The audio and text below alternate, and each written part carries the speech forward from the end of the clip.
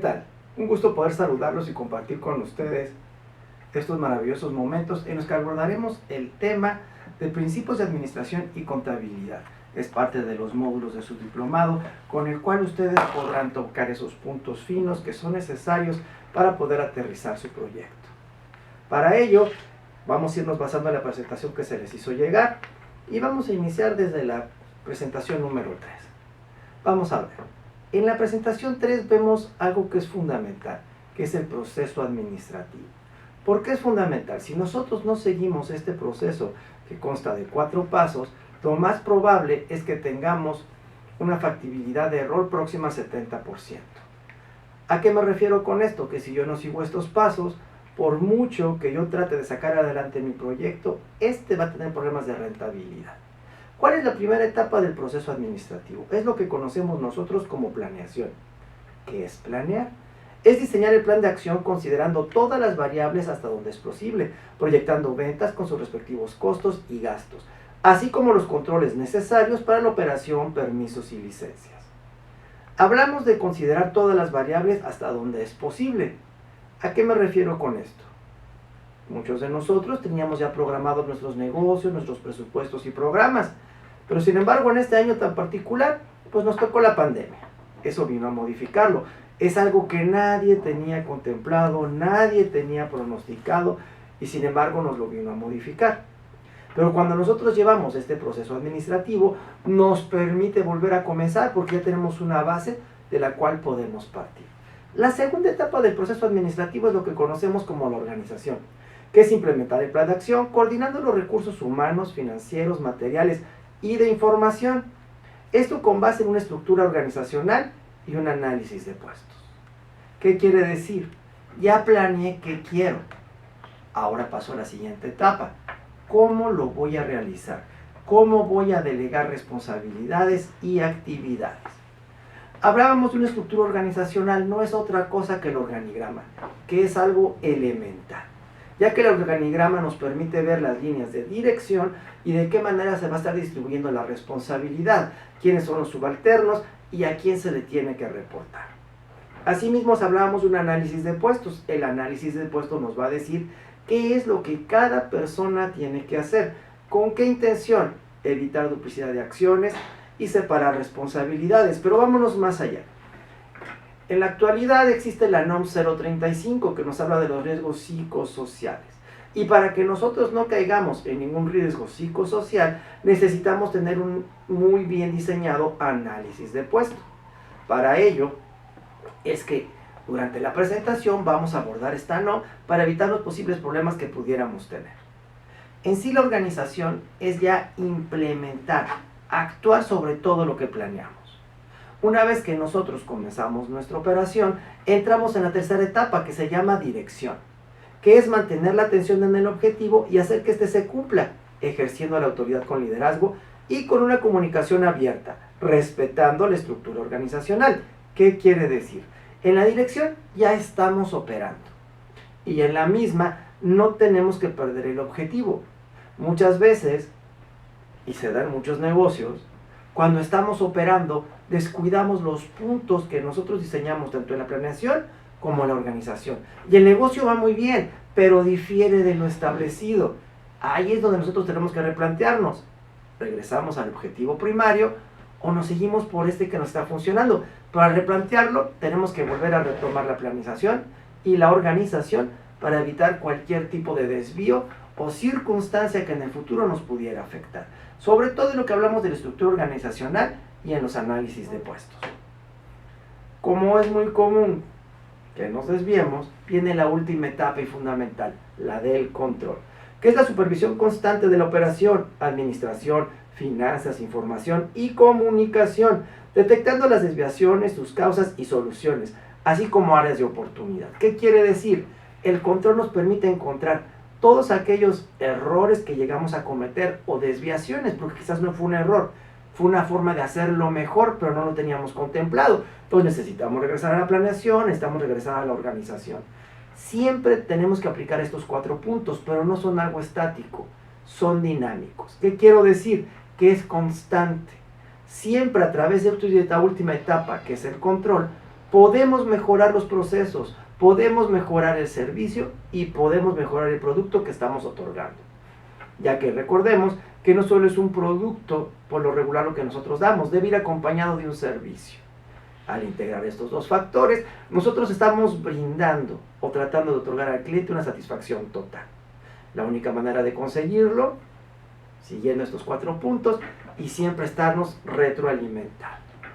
Una vez que lo vemos, pasamos a la siguiente presentación, por favor. Y mi pregunta es, quiero mi propio negocio. Vamos a aplicar el proceso administrativo. Entramos en la planeación. Y en la planeación lo primero que tengo que plantearme es, ¿qué tipo de negocio necesito? Si estoy hablando de una vinícola, ¿solamente voy a elaborar vino o le voy a poner un restaurante? ¿Solamente voy a elaborar vino y voy a realizar allí algunas catas o simplemente voy a producir y a vender? Todos esos puntos son muy interesantes porque ¿a qué nos conlleva? A ver qué tipo de instalaciones necesitamos nosotros tener y finalmente los productos y o servicios que estemos otorgando. ¿Por qué? Podemos tener nuestra vinícola, podemos ponernos de acuerdo con alguna agencia y ella nos puede traer personas para visitas. Ahí tendríamos un ingreso adicional, pero tenemos que tener preparadas las instalaciones de manera que no afecten la operación ni comprometan el producto. Y no solamente les estaríamos otorgando el vino, les daríamos el servicio de un paseo, les brindaríamos algún refrigerio, situaciones que para nosotros representan un ingreso adicional. Por eso es muy importante que nosotros tengamos bien claro qué queremos. Si yo quiero tener una cafetería, ¿a qué público me voy a dirigir? ¿En dónde la pienso poner? Porque de ahí va a depender cuál es mi capacidad instalada para poder ofrecer el servicio a los clientes. ¿Qué horario voy a manejar? ¿Cuántos personal voy a requerir? Todo esto es muy, muy importante. Si hablamos de algún bar, caemos en lo mismo. ¿Qué permisos necesitamos? ¿De qué horas a qué horas voy a abrir? ¿En qué parte de la ciudad me voy a instalar? Porque acorde al lugar donde me instale, pues es el nivel socioeconómico y lo que yo puedo cobrar por este producto o servicio que esté brindando. A todo este conjunto de información le vamos a llamar nosotros ente económico. El ente económico va a ser nuestro negocio. Nos dediquemos a los que nos dediquemos, lo vamos a denominar ente económico. Pero aquí entramos en un punto. Cuando vemos el ente económico, caemos en un concepto muy interesante: personalidad jurídica. La personalidad jurídica es el reconocimiento a un ser humano, una organización, una empresa u otro tipo de entidad para asumir una actividad o una obligación que produce una plena responsabilidad desde la mirada jurídica, tanto frente a sí mismo como respecto a otros. Aquí hago un paréntesis. En la definición hablamos de que es el reconocimiento a un ser humano. ¿Por qué lo recalco? En otros países ya los animales pueden tener personalidad jurídica. En nuestra legislación aún no. Por eso es importante que hago el hincapié. Tiene que ser a un ser humano. Muy bien. La personalidad jurídica entonces, ¿qué es? Es la capacidad de goce y de ejercicio. ¿Qué quiere decir? Que yo puedo contraer obligaciones y puedo exigir derechos. Por eso es muy importante que nosotros definamos nuestra personalidad jurídica. Y hay dos formas en que nosotros la podemos ejercer, como una persona física o como una persona moral. ¿Qué es una persona física? Una persona física es todo miembro de la especie humana con la posibilidad de adquirir derechos y contraer obligaciones.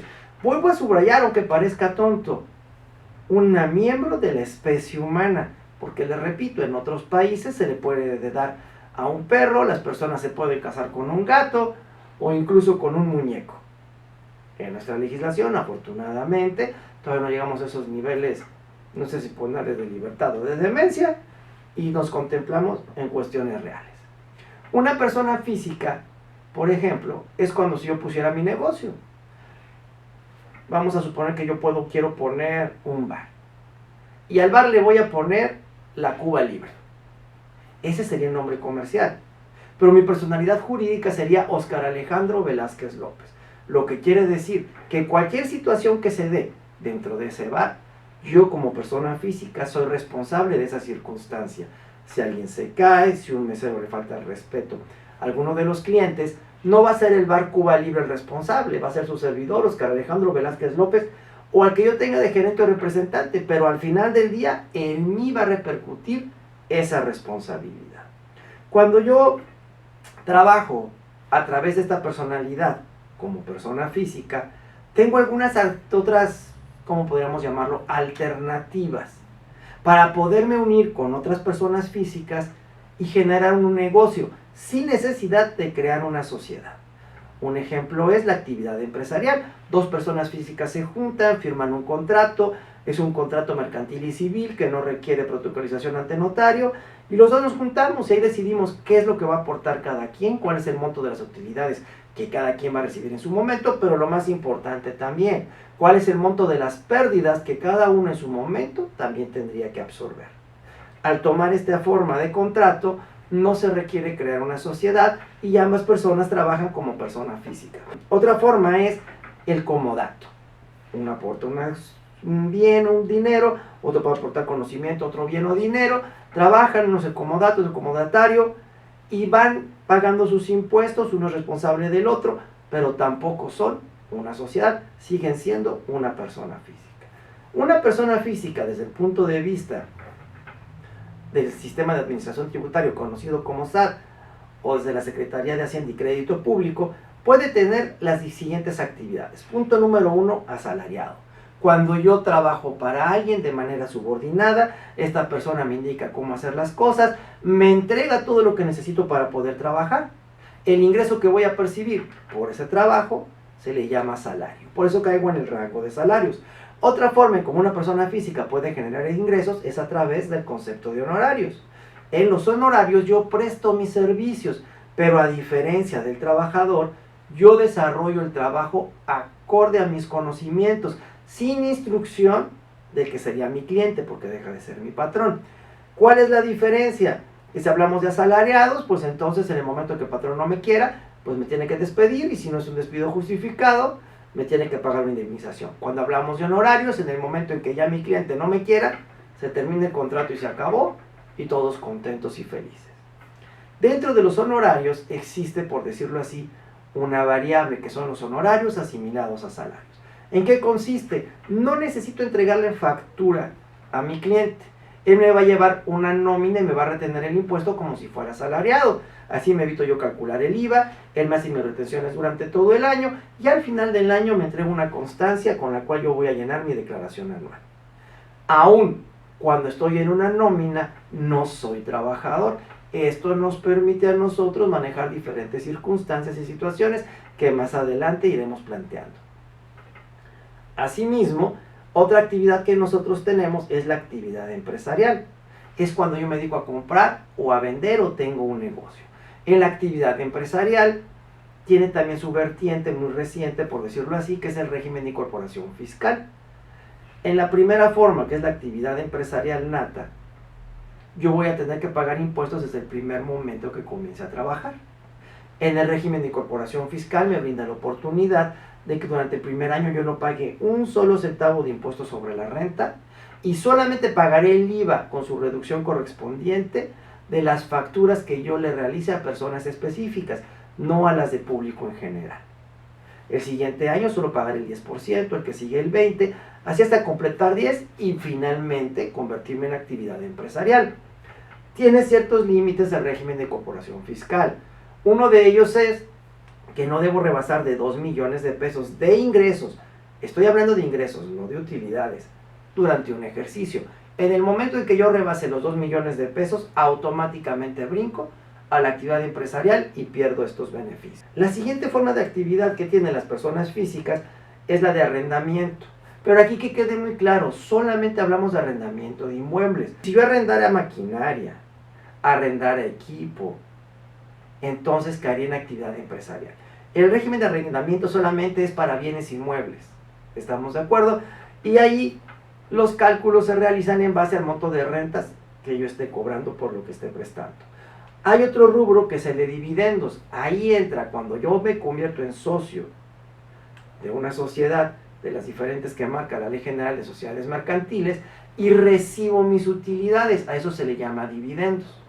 Entonces, estas son las formas en cómo una persona física puede tener ingresos. Hablamos del impuesto sobre la renta y el impuesto al valor agregado. ¿De qué trata cada uno? El impuesto sobre la renta básicamente se encarga de que por cualquier concepto por el cual yo obtenga un ingreso, tengo que pagar impuesto. ¿Qué tal si voy por la calle y me encuentro un tesoro de doblones españoles? Ah, pues tengo que pagar un impuesto porque tuve una mejoría en mi patrimonio. Que mi abuelito me regala una moto, tengo que pagar impuesto porque sí que aumentó mi patrimonio. Que yo le cambio mi moto por el carro a un amigo, también genera un impuesto. Aquel que tenga más valor es el que lo va a pagar. ¿Cuáles son los únicos casos en que la ley del impuesto sobre la renta nos deja exentos, libres de pagarlo? Muy bien. Cuando se trate entre cónyuges, de esposo o esposa, el dinero que se entregan está exento. O cuando sea en línea ascendente o descendente. ¿Qué quiere decir? De padres a hijos o de hijos a padres. Pero si yo me brinco a abuelos, sí pago impuesto. ¿Qué quiere decir? Todo lo que me dé mi papá o yo le dé a mi papá y a mi mamá están exentos de impuestos. Algo interesante y curioso, y que quizás en algún momento lo tengan que aplicar como un tip, es que cuando hablamos de cónyuge, el código fiscal no nos habla de la monogamia. Así es que si tienen diferentes familias, todo lo que le entreguen a cada una de sus parejas o reciban de las mismas está exento.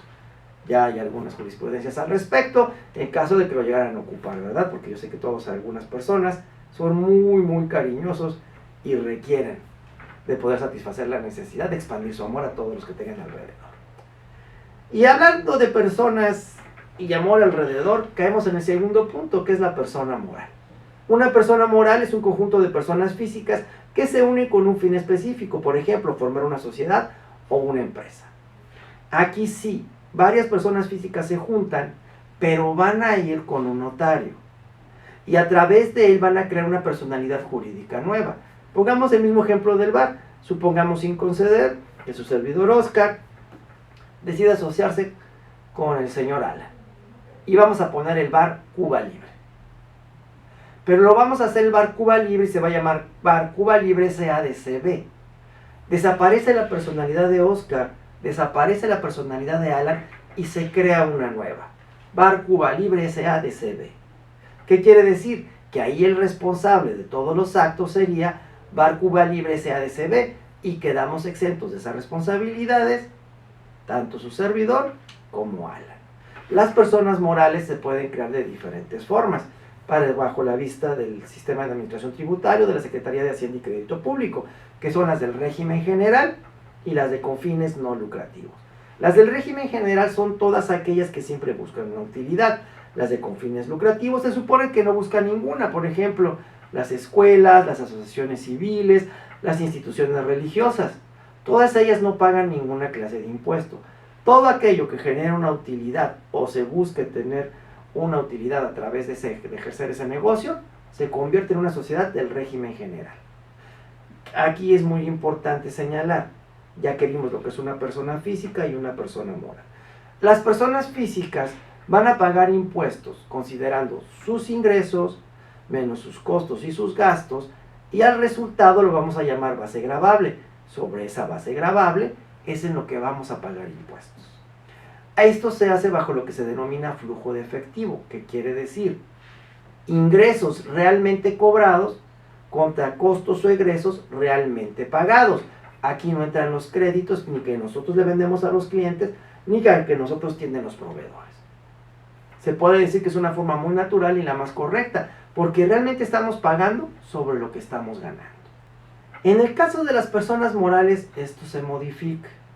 Las personas morales trabajan con algo que se llama coeficiente de utilidad. El primer ejercicio no van a hacer pagos provisionales las personas morales. ¿Qué quiere decir? Se van a aventar todo ese ejercicio sin hacer ningún pago de impuestos sobre la renta. Al final del ejercicio, vemos cuánto fueron sus ingresos, cuántos fueron sus costos y sus gastos, y se saca la base gravable. Pero ojo, aquí juegan todo lo que vendieron a crédito. Y si la empresa tuvo una venta de 10 millones de pesos, de los cuales 500,000 fueron de contado, y los 9,500,000 fueron a crédito, pues todo cuenta como ingreso. Lo mismo con sus costos y sus gastos. Y se va a sacar un porcentaje de utilidad, a eso se le llama el coeficiente de utilidad. Y ahí se van a pagar sus impuestos en base a esa base durante ese año. Pero para el siguiente año, se aplique ese coeficiente. Y vamos a suponer que el coeficiente de utilidad es del 30%. ¿Qué quiere decir? Que a total de ingresos, directamente durante los primeros meses, le aplico ese coeficiente sin deducción alguna y pago mi impuesto provisional. Y al final del año ya me ajusto. Si nosotros analizamos la tendencia que tiene nuestro país, desafortunadamente, ahora con la pandemia y las crisis que tenemos, el coeficiente de utilidad del año anterior fue mucho mayor al que tenemos en este. Y estamos obligados a pagar con el del anterior. Eso está afectando mucho a las personas morales en su economía. Por eso es importante hacer una planeación. Pero luego llega el SAT y nos dice, no te preocupes, lo podemos arreglar. Preséntame tu primer trimestre y calcúlame un coeficiente de utilidad en base a ello. Ah, pues voy muy contento y lo hago. Y me va a decir que tiene de 30 a 45 días hábiles para contestarme que yo lo aplique. Tuve que presentar enero, febrero y marzo. Presento mi declaración en abril. En abril le mando el aviso al SAT. Él se puede tardar mayo y junio. En junio me dice, te lo acepto, pero ¿qué crees? Hasta que no hagas el pago de julio para que sea un mes completo. Entonces yo lo voy a venir aplicando hasta agosto. Durante 6 meses estuve pagando con el coeficiente anterior. Por eso es muy importante que si nosotros tomamos la opción de una persona moral, debemos estar de la mano de un contador que nos vaya diciendo las proyecciones necesarias para poder jugar con ese coeficiente y evitar que el día de mañana nos cause un déficit de nuestro flujo de efectivo, porque vamos a estar pagando en base a un año que nos fue muy bien, en uno que no nos está yendo tan bien como esta de la pandemia, en el que muchos tipos de empresas tuvieron que cerrar y se les reduce, pero con que vendas un peso, sobre ese peso tienes que pagar en base al coeficiente del ejercicio anterior. Por eso es muy importante sentarnos a planear la manera correcta en cómo nos vamos a constituir, es decir, cuál va a ser nuestra personalidad jurídica que debemos de elegir. Si nosotros decidimos elegir, que es muy sano también, una persona moral, nos vamos a dar cuenta que existen diferentes tipos de personas morales. Dentro de estos tipos de personas morales que tiene la Ley General de Sociedades Mercantiles, encontramos la sociedad anónima. Es de las más recurridas. Para poder formar una sociedad anónima se requieren de 2 socios. El capital mínimo es de 50,000 pesos. Aquí vamos a detenernos. No quiere decir que para que yo pueda abrir esta sociedad tengo que contar con los 50,000 pesos. Existen 2 figuras, una, capital suscrito y capital exhibido.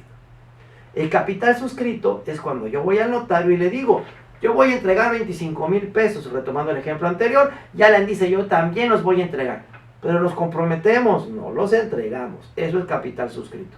Capital exhibido es cuando llegamos y ahí dejamos el dinero, que no se puede en la realidad, porque no tenemos una cuenta de banco con el nombre de Cuba Libre, entonces no es posible. Todos los capitales son suscritos y ya después de que pase el tiempo se convierten en exhibidos.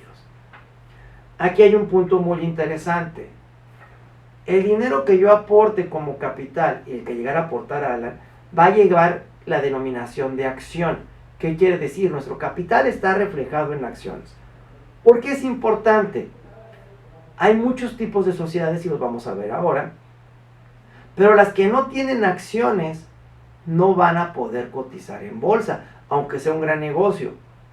Por eso es muy importante definir y planear a futuro qué es lo que queremos, y si buscamos cotizar en bolsa, tenemos que formarnos a través de una sociedad anónima. Ahorita vamos a ver otro tipo de sociedades que también tienen acciones. Lo interesante de la sociedad anónima es hasta dónde llega la obligación de los accionistas. Vamos a suponer que Alan otorgó 25,000 pesos, yo también, ya son 50,000, ya llevamos 3 años con nuestra sociedad y tiene utilidades por 3,050,000 pesos. Si alguien nos demandara, Alan y yo solamente tenemos la responsabilidad de aportar los 3,050,000 pesos que vale nuestra sociedad. No pueden irse sobre los bienes de Alan y los míos. ¿Por qué? Porque la personalidad jurídica que creamos, que era la de Cuba Libre S.A. de CB, es la que es la responsable y no pueden ir más allá. Otra cosa interesante es que Alan y yo no somos responsables solidarios. Él solamente respondería por su mitad y yo por la mía. En ningún momento yo respondería por él ni él por mí. Esos son de los beneficios que tiene la sociedad anónima, por lo cual es una de las más recurridas en la actualidad. El tipo de administración que tiene, Puede ser un administrador o consejo de administración, puede ser de socios o personas extrañas a la sociedad. ¿Qué quiere decir? Alan o yo podemos ejercer el puesto de gerente general o de administrador único, o podemos contratar a alguien que es el que lo tome, y nosotros manejarnos a través de un consejo de administración. Otro tipo de sociedad es la sociedad de nombre colectivo. Esta no tiene mínimo legales de accionista, obviamente tienen que ser por lo menos 2 para que sea sociedad, tú puedes ser una sociedad de 1. Sin límites legales el capital social, desde $1 podemos formarlo, Alan aporta 50 centavos, yo aporto 50 centavos. Lo interesante es que también todo el capital está representado por acciones. Con este tipo de sociedad sí podemos nosotros cotizar en bolsa. Pero ahí viene la parte que no es tan agradable de esta sociedad. Los socios responden de manera subsidiaria, ilimitada y solidariamente de las obligaciones de la sociedad. ¿Qué quiere decir? El mismo ejemplo. Alan y yo aportamos nuestros 50 mil pesos, pasaron 3 años, nuestra empresa vale 3.050.000 pesos. Pero Alan se da cuenta que hay problemas, agarra, toma su avión y se va a Dubái. Y a mí me deja aquí. Yo tengo que responder por todas las deudas, aunque sean mayores a los 3.050.000 pesos. Porque somos responsables subsidiarios, ilimitados y solidariamente. Y entonces sí, se pueden ir sobre mis bienes o sobre los bienes de Alan. ¿Ok? Ojo con este tipo de sociedad. No protege el patrimonio familiar que hemos creado. La siguiente sociedad es la sociedad en comandita simple. Puede formarse por lo menos con 2 socios. Ninguna sociedad puede tener uno solo. Tampoco tiene mínimo legal. Pero ojo, las aportaciones que hagamos no serán acciones, serán partes sociales. Y toda sociedad que tiene partes sociales no podrá participar en la bolsa de valores. Por lo tanto, si es un buen negocio, no va a poder entrar a la bolsa de valores. Y la otra pequeña característica que tiene la sociedad en comandita simple es que los socios también son solidarios, ilimitados y subsidiarios. ¿Qué quiere decir? Que todos van a tener que responder de manera ilimitada si uno se les va. El otro tipo de sociedad que existe es la sociedad de responsabilidad limitada. Aquí es de 2 hasta 50 socios. No podemos tener más de 50 socios en este tipo de sociedad. El capital mínimo es de 3,000 pesos, pero volvemos a lo mismo. Son partes sociales, no pueden entrar a cotizar en bolsa. ¿Cuál es el beneficio? Que es como la sociedad anónima. Solamente serán responsables los socios por el monto de sus aportaciones. Eso les da una gran tranquilidad en el futuro. Luego tenemos la sociedad en comandita por acciones. Lo mismo, mínimo 2 socios, no tiene mínimo legal y sí tiene acciones. El problema es que es solidaria y subsidiaria. Volvemos a caer en lo mismo, ponemos en riesgo todo el patrimonio.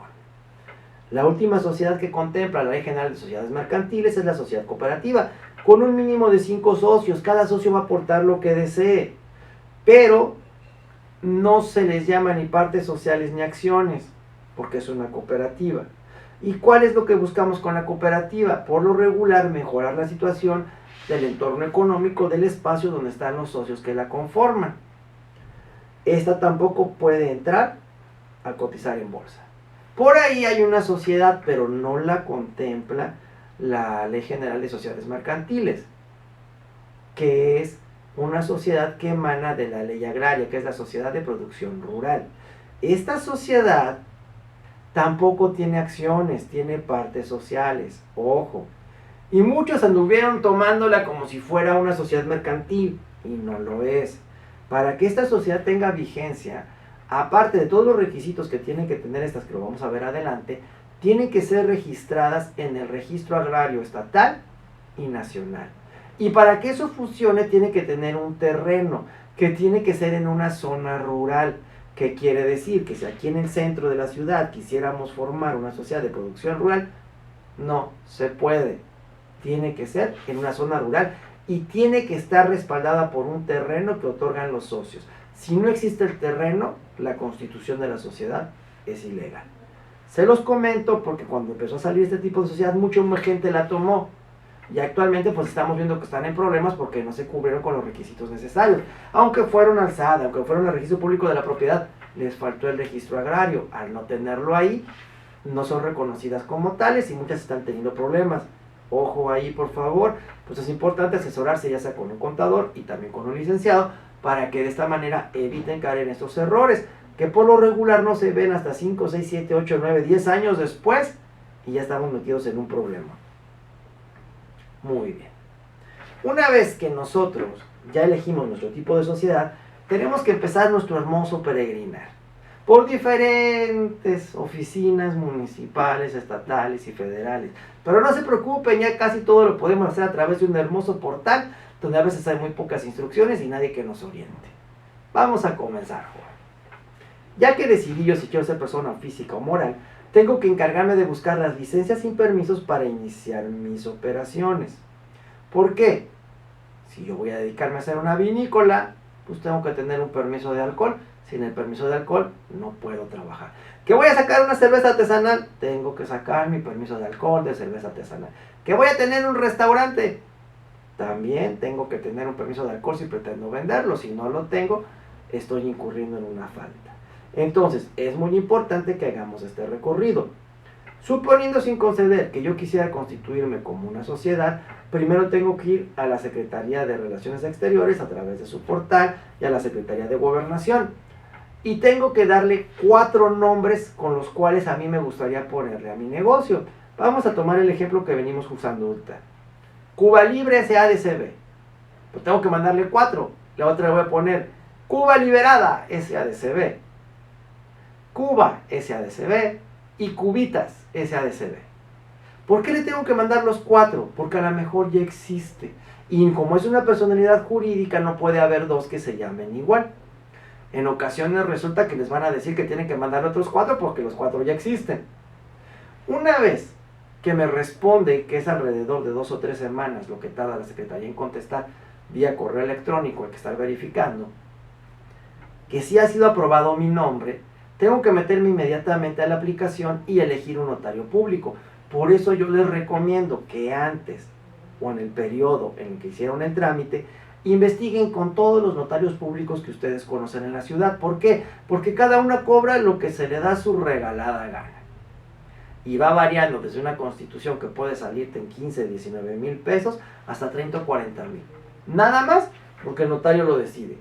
Aquí no hay tabuladores, jóvenes. Entonces es importante que hagamos esa investigación para que ya lo elijamos. De otra forma, si nos ponemos al Team Marín cuando ya nos llega la respuesta, pues a lo mejor agarramos al más caro. ¿Ok? Por eso es muy importante que nosotros hagamos esa cotización previa para ya irnos sobre el que nosotros queramos utilizar. Acto seguido de ahí nos vamos con una hojita que nos va a generar el sistema, la imprimimos, vamos con el notario y se la enseñamos. Si nosotros no llegamos con esa hojita, no nos va a atender. ¿Por qué? Pues para evitar que se crean empresas ficticias. Todas tienen que pasar a través del FISO de la Secretaría de Gobernación, de Relaciones Exteriores, y posteriormente utilizan al notario público como alguien que se carga de verificar la veracidad de que sí existimos. Ya que llegamos con el notario público, él va a constituir la sociedad mediante una escritura constitutiva. En ella se establecen los requisitos y reglas a partir de los cuales habrá de funcionar la sociedad. Cuántos años va a durar, a qué nos vamos a dedicar, qué puesto va a tener cada quien, cuáles son las causas por las cuales se pudiera deshacer la sociedad.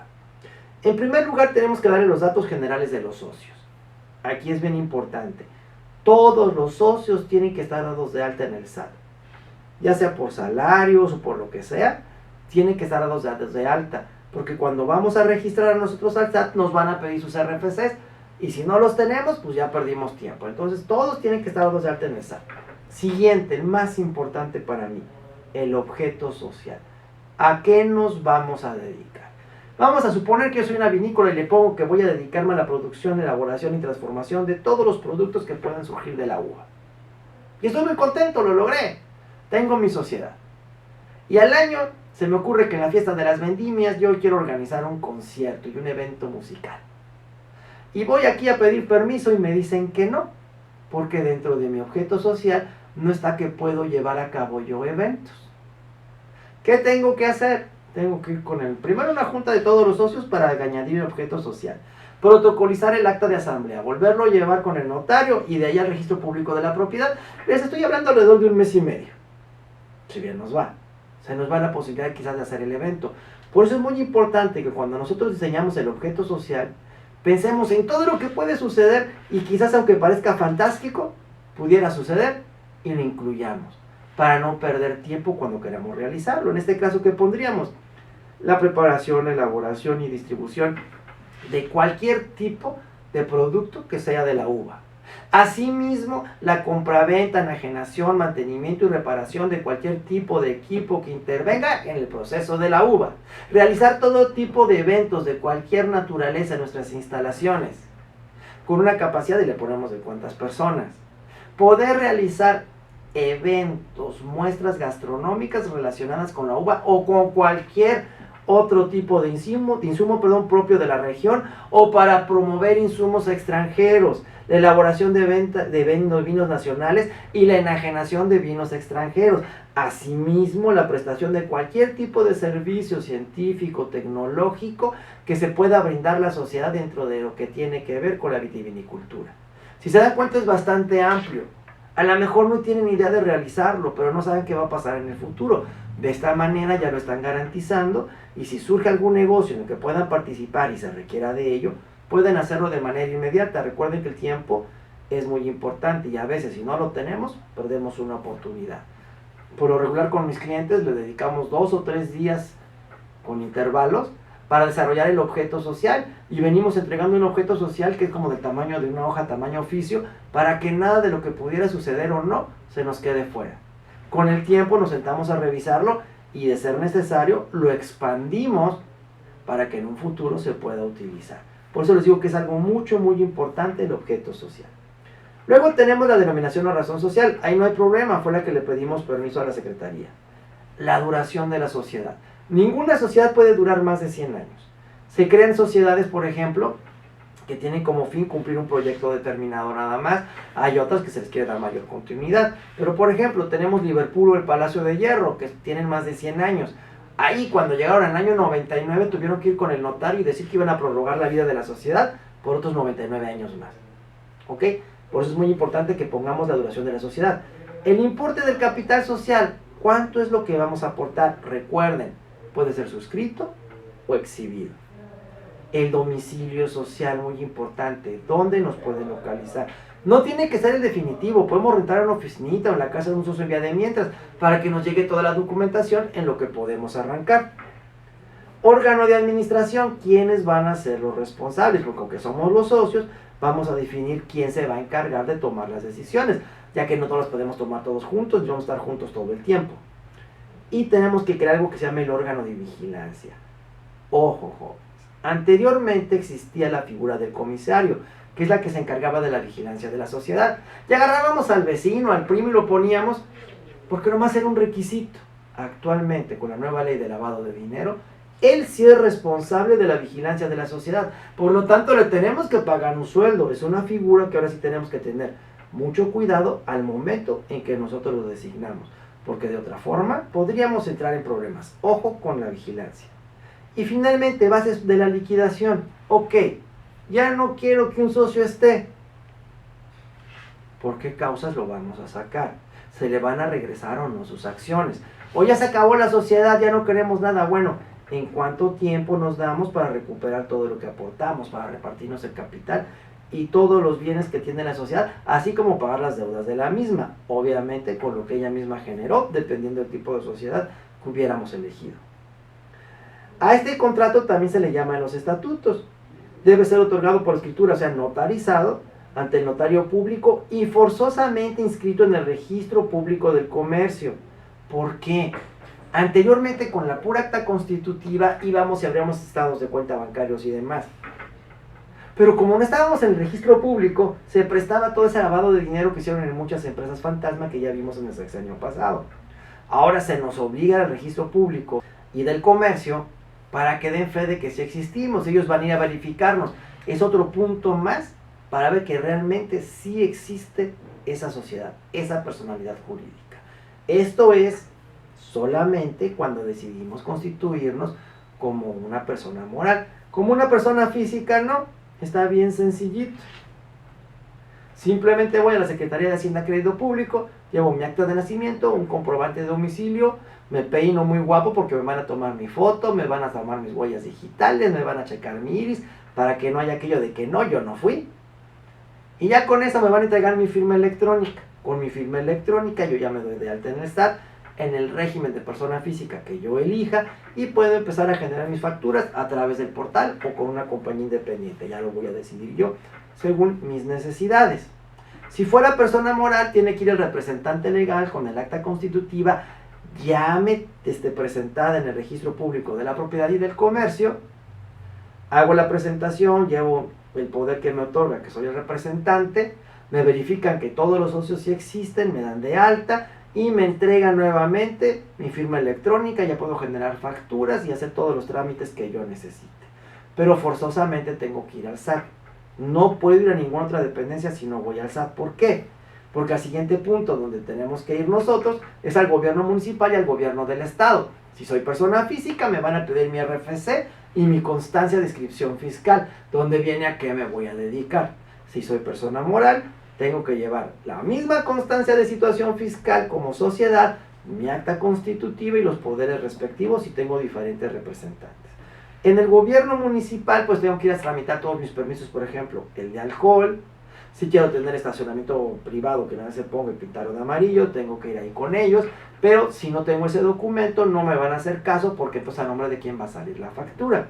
Aquí nos detenemos y abrimos un paréntesis sumamente interesante.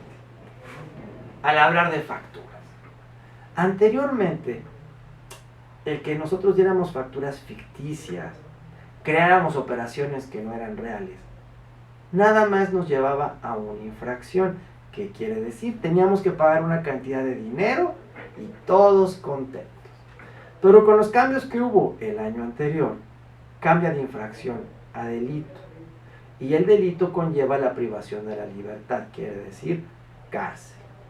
Y si en vía de mientras la autoridad determina que si es un delito, me van a congelar mis cuentas. Antes también lo hacían. Pero ¿cuál es la otra consecuencia? Si hay demasiada evidencia que realmente yo estuve evadiendo impuestos con toda la intención, ya se creó el instituto para devolver al pueblo lo robado.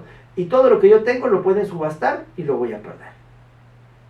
Ojo, jóvenes. Ya no es como antes que con un paguito la librábamos. Hay que estar muy atentos en la cuestión fiscal. El facturar, de nada que a mi compadre, sí, te doy la factura. Tiene que entrar a nuestra cuenta. Y tenemos que pagar los impuestos de esa factura, a menos de que nos queramos jalar al compadre, ¿no? Y lo queramos mucho y pagamos los impuestos por él. Pero pónganse muy atentos, ya no es lo mismo de antes. La cuestión fiscal cada vez se va cerrando más para evitar que nosotros evadamos impuestos.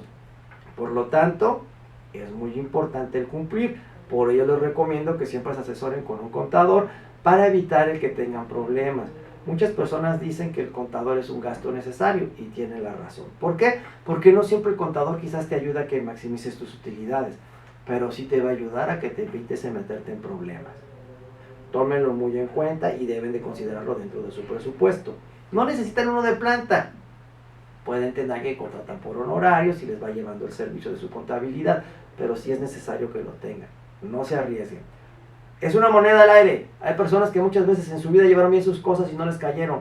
Y hay otras que a los 3 meses por no hacerlo bien les caen y truenan su negocio. Nosotros lo que los invitamos es a hacer las cosas correctas y hacer que el negocio crezca como deba de ser. Para eso tenemos, insisto, el proceso administrativo, planeación, organización, dirección y control. Si sigo esos pasos, el negocio va a funcionar. ¿Qué tengo que hacer también con el gobierno municipal? Tengo que ir con bomberos y protección civil a pedirle que revisen mis instalaciones para que vean que cumplo con todos los requisitos. Algo muy importante, considérenlo también como un gasto. Invítenos a comer a los dos el mismo día que los vayan a revisar. Porque si ahí va bomberos, te va a decir que está muy arriba el extintor y lo vas a bajar. Va a llegar protección civil y te dice que está muy abajo o que lo tienes que subir. O que el verde era verde guacamaya, no verde perico. Si los invitas a los dos, se ponen de acuerdo, te dan la misma instrucción y te liberan. Muchas veces es porque les gusta que nos ayudes con la del Puebla, ¿verdad? Pero no tenemos por qué pagar de más, mejor le invierto una comidita, mis cosas están bien y el día de mañana no voy a tener ningún problema. En el gobierno del estado, ¿qué tengo que hacer? Tengo que irme a dar de alta. ¿Por qué? El impuesto sobre la renta se encarga de recaudarlo la federación. Cuando voy al SAT quedo registrado también con el IVA. Pero el que recauda el impuesto al valor agregado es el gobierno del estado. Tengo que darme de alta con él para que a través de ellos me tengan en su padrón y sepan que estoy pagando el IVA. Si yo le pago al SAT y no le aviso al gobierno del estado, aunque él ya va a recibir el dinero a través del SAT, por el simple hecho de no estar en el gobierno del estado, tengo una multa. Tengo que notificarle que existo. Entonces tengo que ir al municipio, al gobierno y a la federación. De ahí, hasta que no tengamos trabajadores, entonces, y solo entonces, vamos al Instituto Mexicano del Seguro Social. ¿Por qué? Porque si yo voy a abrir en 3 meses y desde ahorita doy de alta un trabajador que no va a estar trabajando, tengo que pagar su seguro social. Y nada más para que se den una idea. Si un trabajador me cuesta 100 pesos, con todo y seguro son 130. Entonces piensen si quieren desembolsarlo desde antes. Por eso hasta que no tengamos ya los trabajadores y vayamos a abrir, los damos de alta en el Instituto Mexicano del Seguro Social. ¿Qué tengo que hacer? Meterme al portal, hacer un prellenado y les van a pedir que hagan un croquis. No lo hagan, porque a mí me toca que lo hago bien bonito en 3D y todo, y cuando llego, háganmelo a mano. Entonces, por favor, no se maten haciendo su croquis. Nomás pongan toda la información y ya les van a pedir que a mano les haga el croquis en un cuadrito y se los ilumine. ¿Sale y vale? Les van a entregar entonces lo que se llama el registro patronal. El registro patronal es un conjunto de letras que es como el RFC, con el cual ustedes se identifican, y les van a dar también una firma electrónica para dar de alta, baja y modificaciones a los salarios de sus trabajadores, y van a poder accesar con él al portal del Instituto Mexicano del Seguro Social. Un punto muy interesante: nuestras autoridades les encanta estar actualizadas en lo último de tecnología. Y el punto es que si ustedes quieren tener en una misma computadora el SAT y el seguro, no se puede. Porque el SAT corre con las versiones más modernas del Acrobat y el Seguro Social con las 5 anteriores. Cuando los quieren tener en la misma, no se puede. Entonces ocupan 2 máquinas. No crean que su contador se los está cotorreando cuando les dice: es que no traigo la laptop del seguro. Es una realidad. Los sistemas no corren con la misma plataforma ni tienen las mismas características. Entonces, es muy importante que ustedes también lo consideren, pues si quisieran llevar ustedes por su cuenta, ¿verdad? Después de asistir al Instituto Mexicano de Seguro Social, tenemos que asistir a una institución bancaria. ¿Por qué? Porque ahora, por las disposiciones legales, todo el dinero que nosotros cobremos tiene que entrar a una cuenta bancaria, y todo lo que paguemos tiene que salir de esa misma cuenta. Si nosotros no lo hacemos, no se considera deducible. ¿Qué es deducible? Que a todos los ingresos que yo registre no le voy a poder restar todos aquellos costos y gastos que realice si no fueron pagados a través de la cuenta bancaria. Hay un límite de 2,000 pesos para todos los regímenes y llega a ser de 4,000 para los miembros del régimen de incorporación fiscal. Pero son límites. Entonces lo importante es que todo entre y salga de una institución bancaria. Para eso sí les recomiendo que también le dediquen tiempo. Las comisiones de un banco a otro varían bastante, y es por bastante lo que varían y afecta mucho nuestro costo. Entonces los invito a que recorran todos los bancos, verifiquen quiénes dan las mejores comisiones en la cuenta, quiénes le dan las mejores comisiones a las terminales puntos de venta y el mejor servicio. También pueden utilizar la de Clip, no hay ningún problema, ya ustedes decidirán con qué quieren trabajar. Asimismo, tenemos, bueno, no es obligación, pero se los recomiendo a todos, que asistan al Instituto Nacional de Estadística, Geografía e Informática. ¿Por qué? Si nosotros vamos al INEGI y nos registramos, nos van a pedir que cada mes les demos unos reportes. ¿Cuánto personal tenemos? ¿Cuántos son hombres? ¿Cuántas mujeres? ¿Cuántos de la tercera edad? Si tenemos o no discapacitados, el monto de nuestras ventas, de nuestros costos y nuestros gastos. ¿Por qué es importante ir con ellos? No nos van a multar si no nos presentamos los reportes, pero cuando nosotros le mandamos estos reportes al INEGI, que forzosamente deben de coincidir con nuestras declaraciones del SAT y nuestros pagos al Seguro Social, es como un seguro para que no nos venga a dar lata la autoridad. ¿Qué quiere decir? Que estamos mandando la misma información. Yo se lo recomiendo, no es obligatorio, ya es decisión de cada quien el que lo quiera tomar o no. Es un poquito de más trabajo, sí, pero nos da cierta seguridad, por llamarlo así. Hay que ir a la Secretaría de Comercio y Fomento Industrial, a la SECOFI, siempre y cuando manejemos básculas. Por ejemplo, si yo fuera a vender uva en racimo, tengo que tener una báscula que haya checado la Secretaría de Comercio para que esté vendiendo kilos de a kilo y no kilos de 900 gramos, ¿verdad? Por eso tenemos que irnos, poner nuestro sello y lo verifican. Si no voy a vender mercancía de esa forma, no tengo por qué ir a la Secretaría de Comercio y Fomento Industrial. A donde también tengo que ir a la Secretaría de Medio Ambiente y Recursos Naturales. ¿Por qué? Quizás maneje residuos peligrosos dependiendo del tipo de actividad que yo tenga. Entonces tengo que ir para avisarles, registrarme y me tengan en su padrón. Si no voy, me voy a hacer acreedor una multa cuando ellos de repente me caigan de sorpresa. Abusados. También es importante ir a la Secretaría de Trabajo y Previsión Social. ¿Por qué?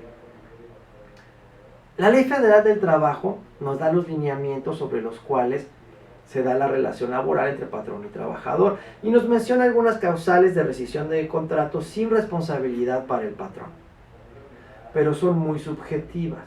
Yo debo ir a la Secretaría del Trabajo y Previsión Social para registrar mi reglamento interior de trabajo. Ahí soy más objetivo y le pongo ciertas condiciones y reglas a los trabajadores. Por ejemplo, la Ley Federal del Trabajo me dice que si tengo más de 3 faltas en un periodo de 30 días, me pueden despedir. O sea, con 4 faltas en un periodo de 30 días me despiden con la mano en la cintura, sin responsabilidad para el patrón. Aquí, ojo, estoy hablando de periodo de 30 días, no de un mes. Quiere decir que si yo falté el 5 de enero, los 30 días se completarían hasta el 4 de febrero. ¿Ok?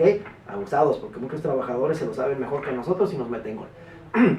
Pero si yo le pongo en mi reglamento interior de trabajo que si una persona tiene 3 retardos, amerita como falta, y que después de 3 faltas amerita como descanso sin goce de sueldo, es algo que no viene en la ley, pero sí está en el reglamento. También yo puedo poner en el reglamento que está estrictamente prohibido el uso de celulares. Oye, pero ¿por qué? El celular es de lo más sucio que tenemos. Nos lavamos las manos, desinfectamos lo que ustedes quieran, pero no el celular.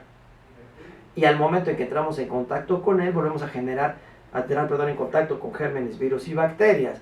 Y si nosotros estamos hablando de que estamos trabajando, por ejemplo, en una cafetería, ya le transmití todos los virus y bacterias a la taza que habían desinfectado, a los insumos que manejo. Si estoy hablando del vino, se lo puedo transmitir al vino. Por eso es importante que las personas no tengan el celular, porque es un foco de infección. Y eso lo puedo especificar yo en el reglamento interior de trabajo. Ya que tengo el reglamento, lo llevo a la Secretaría de Trabajo y Previsión Social, a la Junta de Conciliación y Arbitraje, le dan el visto bueno, me lo sellan y se los enseño a todos mis trabajadores para que estén conscientes de cuáles son sus derechos y obligaciones de manera más específica. También tengo que ir a la Secretaría de Trabajo y Previsión Social para registrar la cuadrilla de previsión de accidentes, la cual se integra por un miembro de los trabajadores y otro del patrón. Lo llevamos y ellos se encargan de ver cuáles son los riesgos que hay en el trabajo, que se estén modificando, se les puede dar capacitación. Tenemos que tener todo esto, porque si no también pudiéramos sernos acreedor de una multa. En el caso de que no registráramos la Comisión de Seguridad e Higiene, la Secretaría de Trabajo y Previsión Social, la primera vez no te multan, la segunda sí, entonces evitémonos ese problema. Pero aquí voy a detenerme un poco. Es muy importante que cuidemos el Reglamento Interior de Trabajo y la Comisión de Seguridad e Higiene. Porque con la nueva NOM 035 nos obligan a que pongamos mucha atención en estos aspectos, jóvenes. ¿Por qué hablo tanto de la NOM 035? Porque si nosotros fuéramos multados por ella, sus multas son desde 500 pesos hasta 500,000.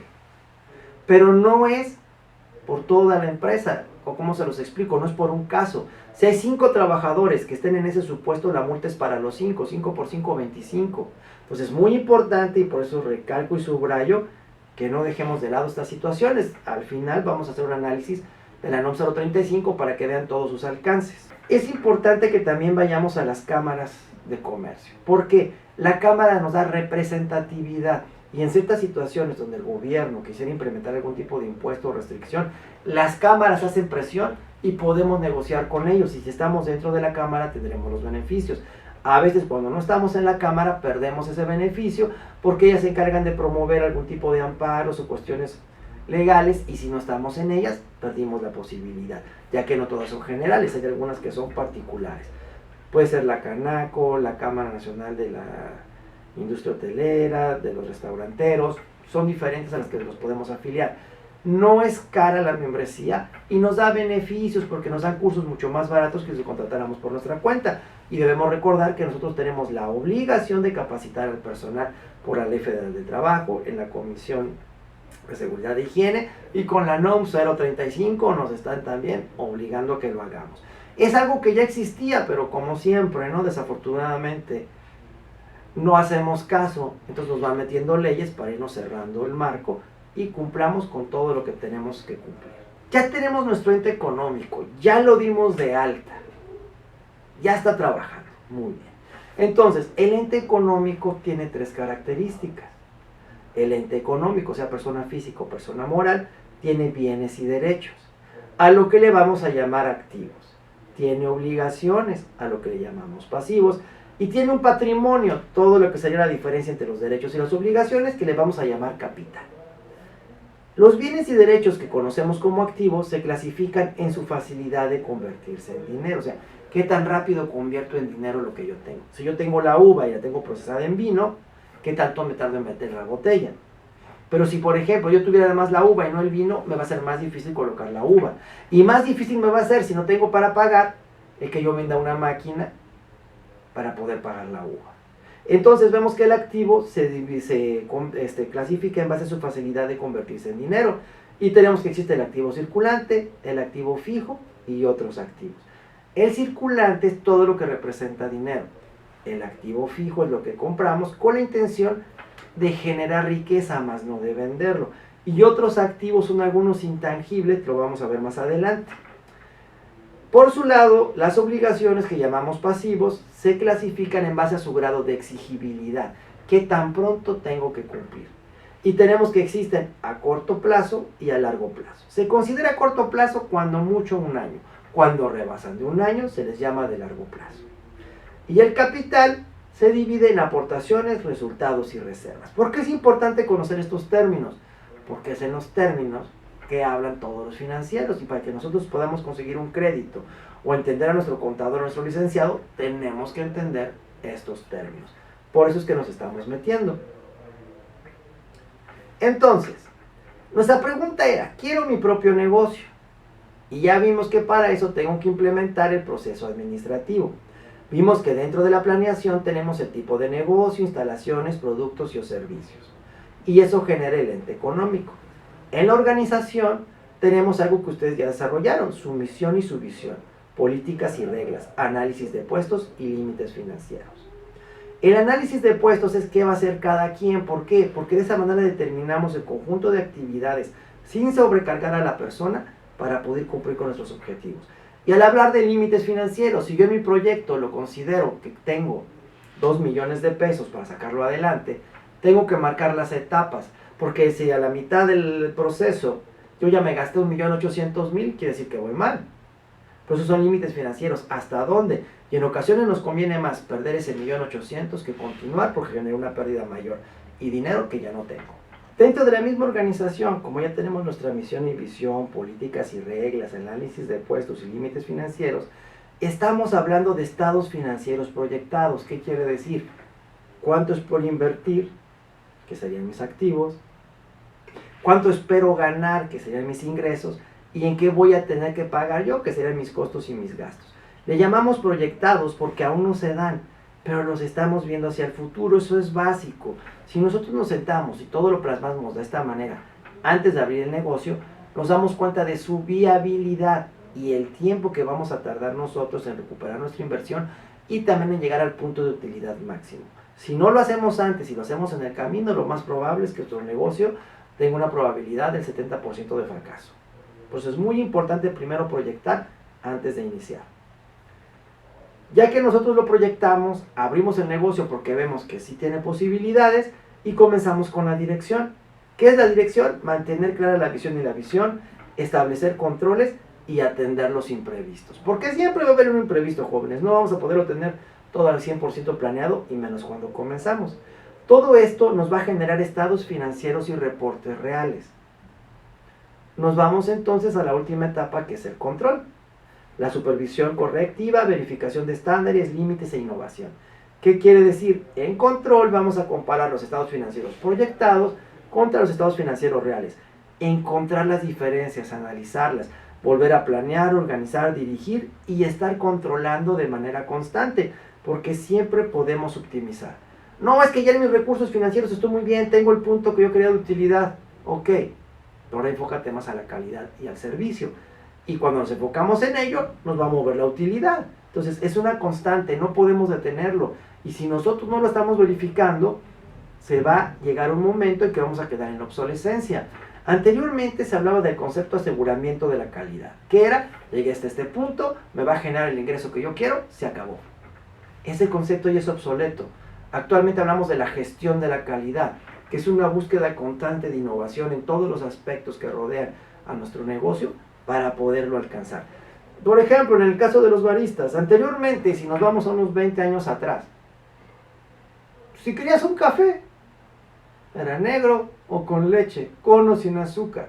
Actualmente nos paramos nosotros en cualquier cafetería y ¿qué nos encontramos? Diferentes tipos de cafés, diferentes tipos de leches, diferentes tipos de endulzantes. Ha evolucionado y seguirá evolucionando. Eso es la gestión de la calidad. Hice un paso adelante previendo qué más puedo generar, tomando ideas, siendo creativo e innovando. Por eso es muy importante la aplicación del proceso administrativo. Esos 4 puntos nos van a garantizar nuestra estadía en el mercado y el mejoramiento de todas nuestras utilidades. Así como también el mejoramiento en la operación de nuestra empresa y de que la calidad nunca se vea deteriorada. Es muy importante porque todos los negocios tienen su proceso de crecimiento. Pero el que me digan ustedes llega un punto en que se estanca.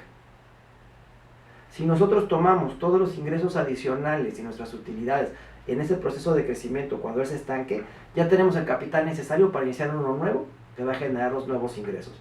Pero si nosotros no lo hemos planificado a través de este proceso administrativo, pues vamos a quedar atorados. Analicen la historia de muchísimos tipos de empresas y es lo que ha sucedido. Aquí entramos a un punto interesante. Hemos hablado de costos y gastos. ¿Qué es un costo? Los costos son todas las erogaciones directamente realizadas y relacionadas con la materia prima que se requiere para elaborar el producto. En este caso podría ser el vino, los cócteles, barista, dependiendo del giro que ustedes hayan elegido. Lo importante aquí es que nos quede bien claro. Un costo lo podemos definir como toda erogación, o sea, un pago, relacionada con el insumo. Y que siempre me va a representar una inversión. ¿Por qué? Porque si no lo proceso, lo tengo como insumo y lo puedo vender, pero no perdí. A eso le llamamos que siempre genera una inversión. Si sí lo transformé y no lo he vendido en este momento, lo puedo vender después, pero nunca le voy a perder. El costo se integra de 3 elementos que son materia prima, sueldos y salarios y cargos indirectos. Los 2 primeros no creo que tengamos problema. Pero cuando hablamos de cargos indirectos me refiero a aquello que es muy difícil de poder separar. Por ejemplo, la energía eléctrica. ¿Qué tanto de mi energía eléctrica consume mi planta donde elaboro el vino y qué tanto las oficinas administrativas? Porque las oficinas administrativas no son un costo, son un gasto, lo vamos a ver en un momento. Ni modo que ponga un medidor para cada uno. ¿Qué hago? Veo el total del costo del recibo, veo el total que pago de salarios de cada uno, hago un prorrateo y en base a eso lo distribuyo el costo de la energía eléctrica. A eso nos referimos con cargos indirectos, aquellos que no son muy fáciles de identificar dentro del proceso productivo. Finalmente tenemos otro concepto de costo, que es el costo de venta.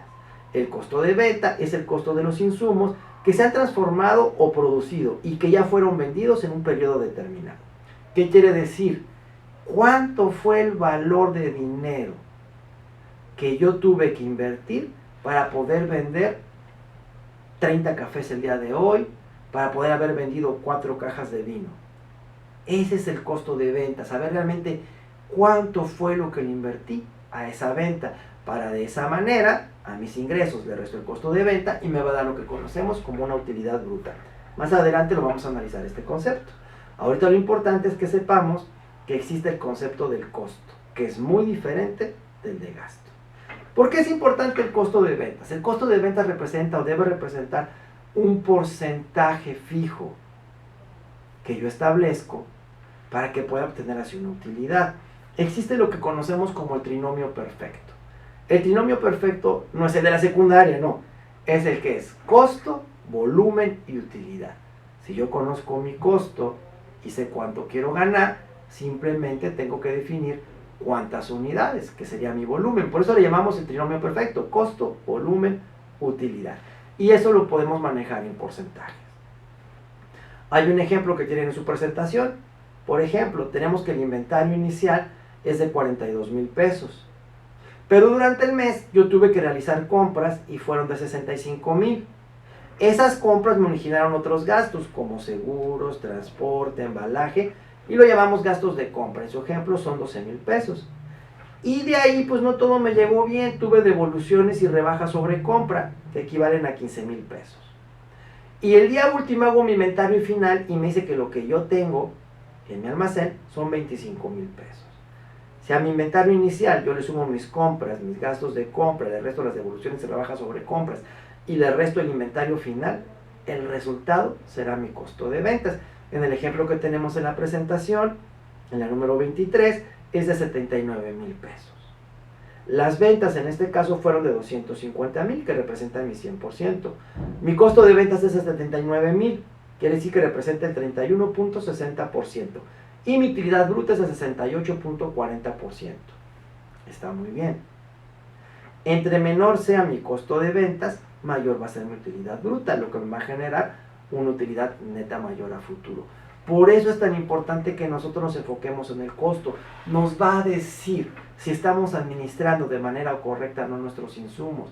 Ahí vamos a ver qué errores tenemos, porque el costo es algo que le tenemos que poner muchísima atención, ya que no lo podemos controlar fácilmente, el valor del insumo. Si de repente se dispara el valor de la uva, el valor del café, de la leche, de los endulzantes, no es algo que yo pueda controlar. Por eso tengo que tener bien establecido mi costo. ¿Cómo lo logro?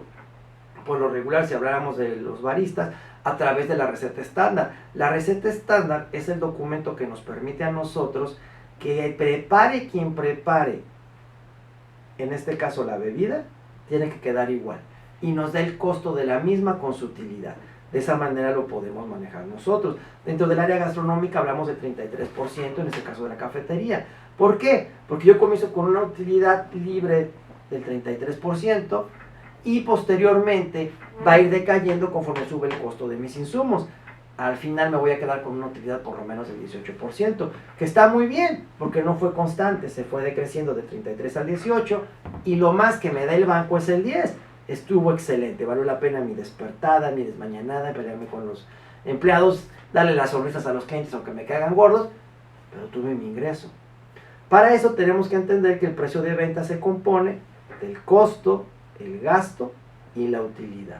Por eso es tan importante separarlos, para que tengamos un análisis claro de en dónde nos estuviéramos equivocando si no alcanzamos nuestra utilidad, si en el costo o en el gasto. Entonces, conocer esta información, como les comentaba, nos lleva al trinomio perfecto, costo, volumen, utilidad. Y aquí es donde tenemos que aprender que hay dos formas de hacer las cosas, de manera eficaz y de manera eficiente. En la manera eficaz es la improvisación y alcanzamos el objetivo, pero los rangos de error son muy grandes. En la manera eficiente nos apegamos a un procedimiento, los márgenes de error son menores, conlleva más trabajo, pero garantiza el éxito en el alcance del objetivo.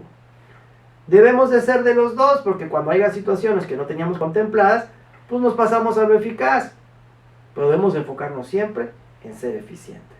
Ahora hablemos del gasto. Son todas aquellas erogaciones que tiene que realizar cualquier persona o negocio para poder operar, como por ejemplo electricidad, agua, teléfono, gas, renta, sueldos, impuestos, etc. Es decir, cualquier y todo aquello que nos apoya para la venta de los productos o servicios. Es decir, no se incluyen insumos. ¿Cómo definiríamos el gasto de manera sencilla? Toda erogación que no tiene que ver con insumos y que por lo regular no genera una inversión. Si nosotros gastamos en una campaña de publicidad, no es un costo, es un gasto. ¿Por qué? Porque la campaña no va a garantizarnos al 100% el incremento de nuestras ventas en el corto plazo. Va a entrar en la mente del consumidor, pero quién sabe cuánto tarda el consumidor en ubicarnos y decir venir con nosotros. Por eso se considera un gasto. De manera que nos encontramos con la siguiente clasificación. Existen gastos de administración, gastos de venta, gastos de operación, gastos financieros y otros gastos. Es importante separarlos para que nosotros podamos analizar dónde se nos está yendo el dinero. Por ejemplo, a veces no elegimos bien el banco y nos damos cuenta que de nuestras ventas se nos está yendo el 10% en pura comisión bancaria. Esos serían los gastos financieros. No elegimos el banco adecuado y sus comisiones nos están comiendo todo lo que nosotros vendemos. Hay que elegir un banco adecuado.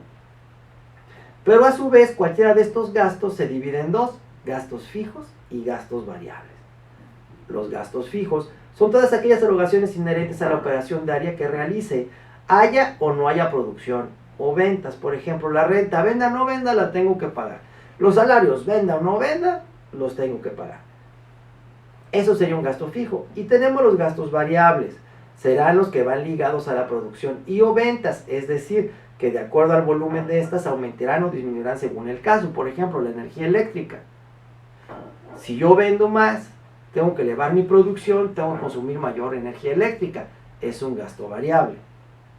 Si en mi caso fuera, por ejemplo, un barista que tengo mi cafetería, a mayor número de ventas, tengo que gastar más agua y más jabón en lavar toda la loza que utilizo en el servicio. Si tengo menos venta, gasto menos agua y menos luz. Por eso se les llama gastos variables. Están directamente ligados a nuestras ventas. Por lo tanto, la división de conocer el concepto de costo y de gasto nos lleva a poder mejor entender dónde estoy yo teniendo mis fugas para poder apretarlas y mejorarlas. Si todo lo juntara en un solo concepto, sería muy difícil identificarlo. No me permitiría hacer ese análisis. Por eso yo siempre les recomiendo separar en costos y gastos. Y más que nada, para que siempre podamos obtener el costo de ventas. Así tenemos que las ventas menos el costo de ventas nos da la utilidad bruta. Ahí voy viendo si está teniendo o no el margen que yo esperaba. Luego le resto los gastos y ya me da mi utilidad neta. Entonces ahí veo cómo está ese porcentaje. En vista a estas presentaciones es como yo puedo decidir o tomar en cuenta dónde estoy fallando. Les anexé allí unos estados financieros de dos ejercicios diferentes. Aquí hice caso práctico 1. Tenemos el ejercicio 2016 y 2017. Y tenemos lo que es el estado de situación financiera, o que anteriormente se le conocía como balance.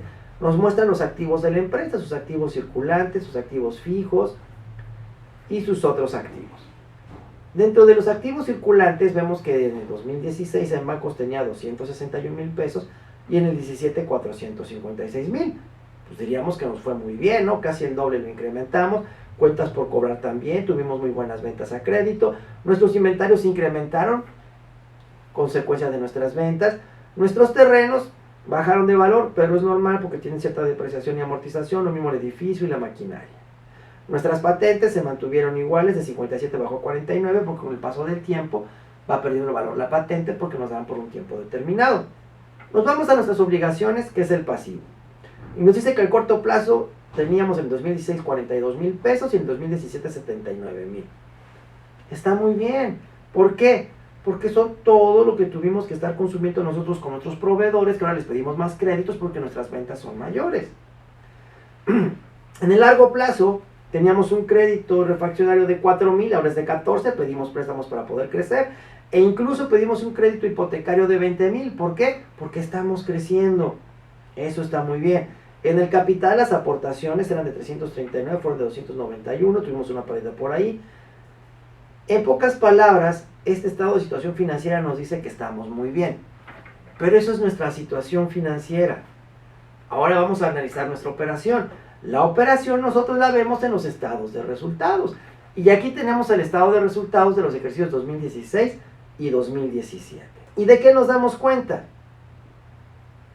Por ejemplo, si vemos las ventas del 2016, vendimos 943,148 pesos contra 1,274,312 en el 2017. De productos financieros tuvimos 43,117. Los productos financieros son las comisiones que nosotros obtenemos o préstamos que realizamos por los que cobramos intereses. En el 2017 fue de 229,894. Pero ojo, nuestro costo de ventas en el 2016 fue de 414,231. Y en el 2017 de 573,540. ¿Qué quiere decir? Que no lo cuidamos. Debió haber sido más bajo en el 2017 y no fue así. Nuestros gastos. Tuvimos un total de gastos de administración, venta, otros gastos financieros de 275,000 en el 2016 y de 379,000 en el 2017. El resultado antes de impuestos fue de 296,000 pesos en el 2016 y 561,735 en el 2017. Obviamente los impuestos cambiaron, en un ejercicio fueron de 111 y en otro de 115, y el resultado fue de 185,710 contra 436,424 del 2017. Ahí vemos la operación, estamos viendo el esqueleto o la radiografía de cómo estamos operando y vemos que nuestras ventas están bien, mas sin embargo, aunque vendimos un poco más, tuvimos más ingresos por otra actividad diferente a nuestra venta, que eran los productos financieros. ¿Qué quiere decir? Que aunque fue un buen ejercicio y tuve mayor utilidad, descuidé mis ventas. Tengo que enfocarme más en mis ventas porque fue para lo que yo me constituí. Ese fue mi plan. Pero en la dirección me di cuenta que era muy bueno haciendo dinero, prestando del dinero excedente que tenía y funciona. No está mal, pero no debo descuidar mi objetivo, que son las ventas de mi negocio. De ahí la importancia de conocer estos conceptos. Y ahora vamos a entrar a la norma oficial NOM 035 de la Secretaría del Trabajo y Previsión Social, que fue elaborada en el 2018. Factores de riesgo psicosocial en el trabajo, identificación, análisis y prevención. Muy bien, jóvenes. Esta NOM viene a envolver todo lo que hemos platicado. ¿Por qué? Existen otras NOMs anteriores, tenemos normas de seguridad de la misma Secretaría, como edificios, locales e instalaciones, prevención y protección contra incendios. También tenemos NOM de salud, contaminantes por sustancias químicas, ruido, radiaciones ionizantes, radiaciones no ionizantes. También tenemos NOMs de organización, equipo de protección personal, identificación de peligros, comisiones de seguridad e higiene, colores y señales de seguridad. Y tenemos NOM específicas, plaguicidas y fertilizantes, instalaciones y maquinaria, equipo y herramientas, construcción, minas subterráneas de carbón. ¿A dónde voy? Que hay diferentes normas oficiales mexicanas para regular diferentes ámbitos. En este caso son las de la Secretaría del Trabajo y Previsión Social. Cualquiera de ustedes que trabaje lo del vino, cualquiera de ustedes que trabaje barista, mixología, se tienen que enfocar y estudiar mucho lo que es la NOM 251. La NOM 251 nos habla de todo lo que tiene que ver con alimentos, bebidas y suplementos alimenticios. Y lo divide en 4 grupos: establecimientos, establecimientos de alimentos y bebidas, expendios y fábricas. Y para cada uno pone diferentes requisitos que tenemos que cubrir, dependiendo del producto que manejemos. De ahí nos vamos a otras específicas, que son las del alcohol, la nómina de la leche, la otra NOM que habla del producto lácteo, que es completamente diferente a la leche. Entonces son diferentes normas oficiales, ahí es según el rubro que ustedes tengan a las que tenemos que recurrir. Pero la NOM 035 lo que busca es ser un instrumento que permita a los centros de trabajo identificar y analizar de forma general los factores de riesgo psicosocial en los centros de trabajo, así como evaluar el entorno organizacional en que los trabajadores desarrollen sus actividades. Ojo, están viendo las condiciones de trabajo y el entorno del ambiente donde se encuentran. Ahí ya nos están poniendo unos puntos muy amplios a cubrir. ¿Qué es lo que no contempla esta NOM? Uno, es un instrumento para realizar una evaluación psicológica de los trabajadores. No es un cuestionario para identificar trastornos mentales. No es un método para conocer variables psicológicas internas al individuo, tales como actitudes, valores y personalidad. Eso es lo que no es. Está buscando el entorno que envuelve al trabajador, no el análisis específico de cada uno de nuestros trabajadores. Pero vamos a entender el concepto. Los factores psicosociales en el trabajo consisten en interacciones entre el trabajador, su medio ambiente, la satisfacción del trabajo y las condiciones de su organización, por una parte, y por la otra, las capacidades del trabajador, sus necesidades, su cultura y su situación personal fuera del trabajo, todo lo cual, a través de percepciones y experiencias, pueden influir en la salud y en el rendimiento y la satisfacción en el trabajo. ¿Se dan cuenta la amplitud de lo que nos quieren manejar este concepto de riesgos psicosociales? No solamente es lo que está en la empresa, sino nosotros tenemos que pensar en nuestro trabajador y ir en ocasiones hasta su hogar para ver de qué manera le está afectando nuestro trabajo. Por lo tanto, es muy subjetivo. El alcance de la norma. ¿Qué factores ve? Demanda, carga, trabajo. ¿Qué quiere decir? ¿Qué tanto le pido yo a mi trabajador que haga? ¿Realmente le estoy pidiendo lo justo? ¿O de cierta forma le estoy exigiendo de más? Control sobre el trabajo. ¿Qué tanto él puede administrar todas sus cargas de trabajo? Liderazgo en el trabajo. sus jefes realmente le transmiten las instrucciones de manera correcta y recibe un trato apropiado por parte de ellos. Apoyo social del entorno organizacional. ¿Qué tanto nosotros le damos para que él se sienta cómodo para realizar sus actividades? Y finalmente, la violencia laboral.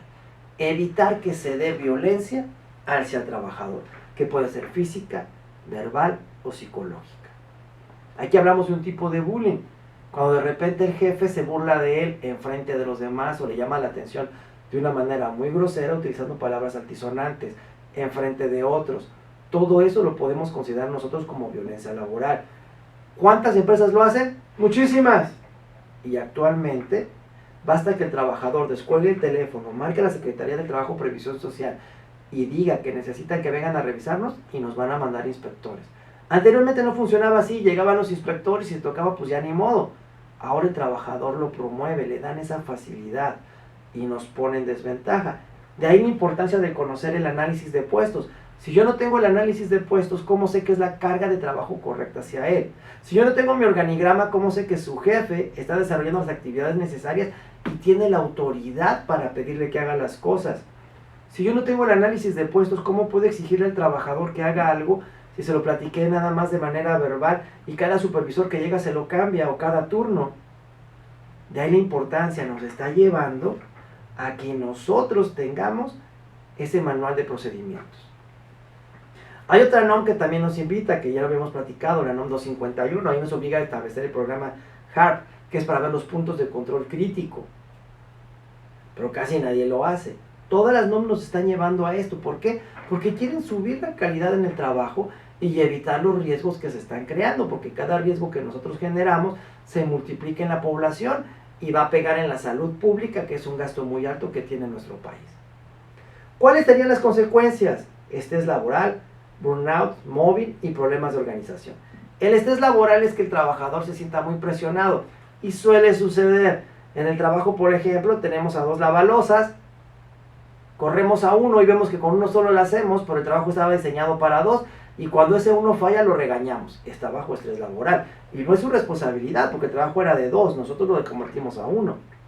Tenemos el burnout, que es quemarnos por dentro, que es cuando el trabajador está tan asfixiado y, por decirlo de alguna forma, entra en un tipo de depresión que ya ni siquiera quiere estar en el trabajo, aunque se le pague mejor, ya no quiere estar ahí por ese ambiente que priva. Tenemos el mobbing es lo que platicábamos, es como un tipo de bullying. Ay, mira, ahí viene el de los lentes. Lo utilizan de manera despectiva cuando el trabajador tiene su nombre o por lo menos su puesto. Y finalmente, problemas en la organización. Si no hay una buena comunicación, el trabajador no le tiene confianza a su jefe, ¿cómo le va a decir de los problemas? Eso va a ir generando que nosotros tengamos desviaciones que al final del día se convierten en dinero. ¿Cuáles son los efectos? El trabajador puede sufrir de trastornos de ansiedad, trastornos no orgánicos de sueño-vigilia, trastornos de estrés grave y de adaptación y de estrés postraumático. De ahí la importancia que nosotros hagamos ese análisis de puesto.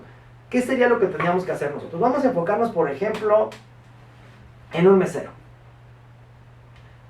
El mesero tiene sus ratos muertos, que es cuando no hay gente. Pero en las horas pico anda trabajando demasiado. Tenemos que preguntarle, darle el análisis de puesto, describirle todo lo que tiene que hacer. Y ya que lo leyó, despreguntarle, ¿lo entendiste? ¿Te quedó claro? Sí. Fírmame que entendiste. Y luego hacerle otra pequeña entrevista. Después de haber realizado, leído y analizado tu análisis de puesto y haber leído el reglamento interior de trabajo, ¿tienes alguna duda? No. ¿Crees que en algún momento entrarías en un momento de estrés o que el puesto demandaría más de ti? Si él nos dice que sí, ya no lo contratamos, porque automáticamente nos está diciendo que no tiene la capacidad. Si nos dice que no, le ponemos palomita en la entrevista. Una vez que terminemos, él nos la tiene que firmar, por si el día de mañana nos quiere llegar con un inspector. Mira, aquí está el análisis de puesto, aquí está el reglamento de trabajo, firmó que leyó y entendió los dos, se le hizo esta entrevista posterior. Es como nos podemos librar. De otra forma, nos van a meter un gol y, como les digo, va de 500 a 500,000 pesos. Pero si tenemos 3 en el puesto, multiplíquenlo por 3 el tipo de multa. De ahí la importancia de tenerlo. ¿Por qué hago tanto énfasis en esto? Voy a mostrarles las preguntas que trae el cuestionario. Y por eso hay que ponerlos en contexto a los trabajadores. Una pregunta es, ¿mi trabajo me exige hacer mucho esfuerzo físico? Y la respuesta puede ser siempre, casi siempre, algunas veces, casi nunca, nunca. Si yo le hago esta pregunta a un albañil, pues su respuesta va a ser siempre. Pero mi pregunta es, ¿qué no es la característica del trabajo? Por eso hay que estar muy pendientes nosotros cuando vaya un inspector y los aplique para que queden conscientes ellos que es en base a su puesto, a las exigencias del mismo, y por eso tenemos que tener, como les comentaba, el análisis de puestos para no caer en errores, el reglamento interior de trabajo y que él firmó de que leyó y entendió ambos. De otra forma, nosotros quedamos en desventaja y nos pueden aplicar una sanción. Por lo tanto, ¿cuál es la siguiente función que tenemos como empresarios? Empezar a generar todos los análisis y análisis de puestos para que no nos puedan meter un gol. Eso nos va a llevar a estar mejor organizados. Y esa segunda etapa del proceso administrativo, que es la organización, no descuidarla, ya que muchas empresas no tienen estos manuales de organización ni de análisis de puestos, y es donde nos meten los goles y donde por lo regular, por no tenerlos, también se cometen muchos errores que se traducen en fugas de dinero. Como podemos ver, esta NOM es muy importante. Asimismo, la NOM 251, quiero hacer referencia a ella porque muchos de ustedes me hablan del pet friendly, que en ocasiones, sí, que lleguen con sus mascotas. Bueno, la NOM 251 es muy clara, lo considera como fauna nociva, habla de cualquier tipo de animal. ¿Por qué? Debemos recordar que el excremento es de donde fluye la mayor cantidad de enfermedades, y al perrito no le limpian su colita cuando hace del baño, y si llega y se sienta en el restaurante ya nos va a contaminar. Aquí en Baja California tenemos otro problema con las garrapatas, entonces también nos crea un problema. Entonces el tipo de negocio de pet friendly yo no se los recomendaría, entraríamos en un riesgo muy grande y no hay aseguradora que se los cobre, porque si bien es cierto que las aseguradoras manejan la cláusula de responsabilidad civil en actividades y servicios, es para actividades que son legales. Y si hay una NOM que dice que no se permite animales, entonces ya la aseguradora no se los va a cubrir. Hay un restaurante en el Valle, de cuyo nombre no quiero mencionar, que vemos a los perritos, y que está bastante carito, a los perritos circundando, que entran y salen de la cocina. Eso está violando la NOM 251, y cualquier persona que se le dé la gana llama a un inspector, toma fotos y lo clausuran. Pónganse abusados para que no les pase a ustedes en su negocio. No por querer estar o brindar un servicio extra, se brinquen normas que los van a llevar a consecuencias.